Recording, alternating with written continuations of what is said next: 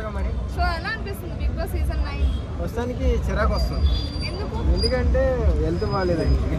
So ఆయన బయటికి డైరెక్ట్గా పంపించేసి ఆ హెల్త్ ఏదో ఇష్యూదో చూపించుకొని వస్తే బాగుంటుంది అనిపిస్తుంది.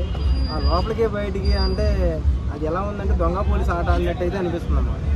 సో ఇంకొకటి లేడీస్ చాలా దారుణంగా ఆడుతున్నారు. ఒక లేడీ అని పేరేం చెప్పను, లేడీస్ అన్న అందుకే. సో చాలా దారుణంగా ఆడుతున్నారు. దాని ఆట అంటారు ఏదో పంపుల దగ్గర నీళ్లు పంపులు బిందుల కోసం కొట్టుకుంటారు, అలా కొట్టుకుంటున్నారు మీరు. కరెక్ట్ కాదు. అది చూసే ఆడియన్స్కి చిరాకు వస్తుంది.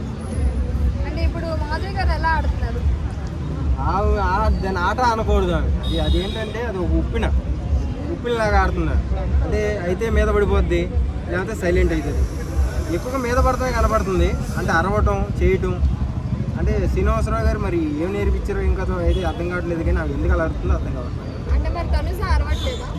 తనుజ అరిసినా దానికి ఒక పద్ధతి ఉంటుంది. మేము అరిసేదానికి పద్ధతి ఉండట్లో ఒక లైన్ దొరకట్లా మాకు. ఎందుకు అరుతుందో తెలియట్లా.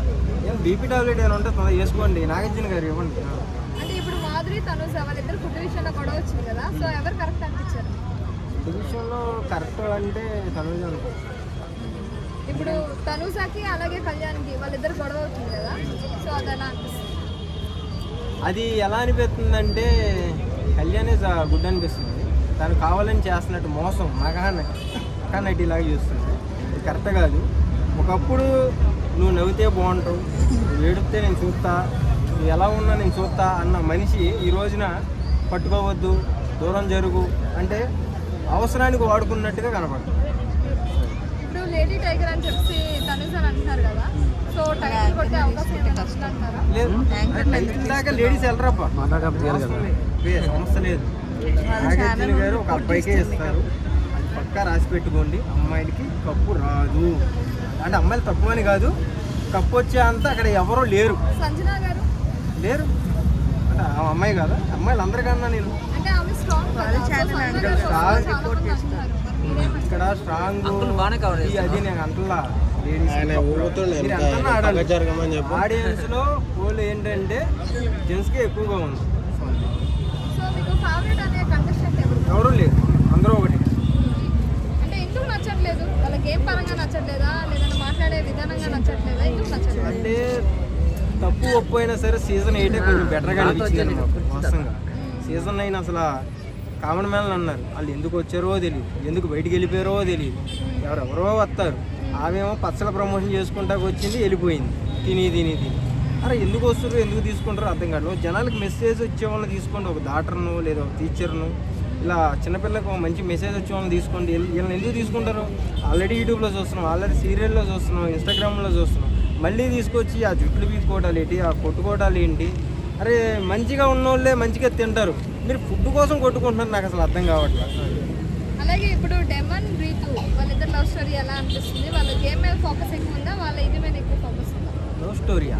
అది ఒక కంటెంట్. అది నాగార్జున గారు వాళ్ళకి కొన్ని చెప్పి పంపించినట్టు అనిపిస్తుంది కొన్ని విధాలుగా. ఎందుకంటే 100% కొన్ని అయితే అలాగే అనిపిస్తుంది.